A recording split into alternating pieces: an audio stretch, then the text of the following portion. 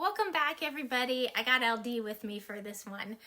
This chapter goes hand in hand with yesterday's passage. You see, Paul is working to correct some bad habits that have sprung up in the early church. So here's the thing that I take away from all of this squabbling that seems to be taking place.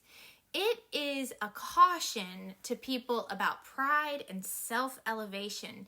It is a reminder that we are not to think too highly of ourselves. Just as yesterday we were reminded that it is God who makes the seed grow, we are reminded today that it is God who does the judging and in that decides who has done well. And that is where this whole thing about self-esteem comes into place.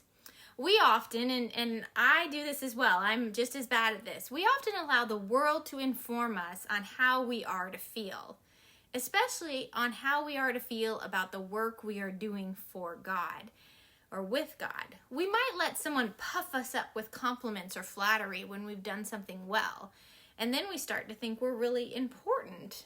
Or we might do that all by ourselves.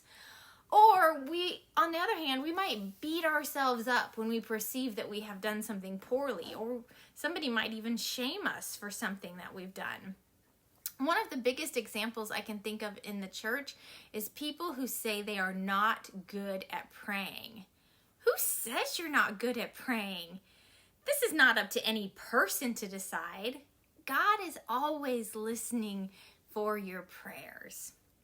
Yesterday in chapter 3, verse 8 said this: "The one who plants and the one who waters works together with the same person, and both will be rewarded for their hard work, for both are God's workers."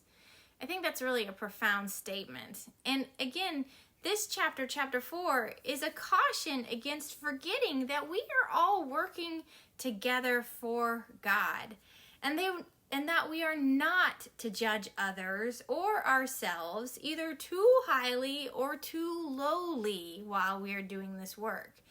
Because when we go down that road, we are getting in the way of God.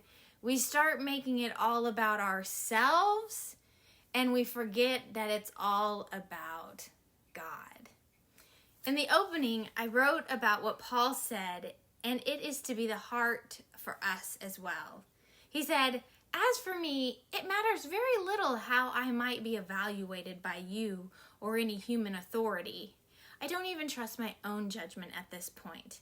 My conscience is clear. But that doesn't prove I'm right. It is the Lord himself who will examine me and decide." So take some time with those reflection questions and that activity, and I will see you later. Bye-bye from me and LD.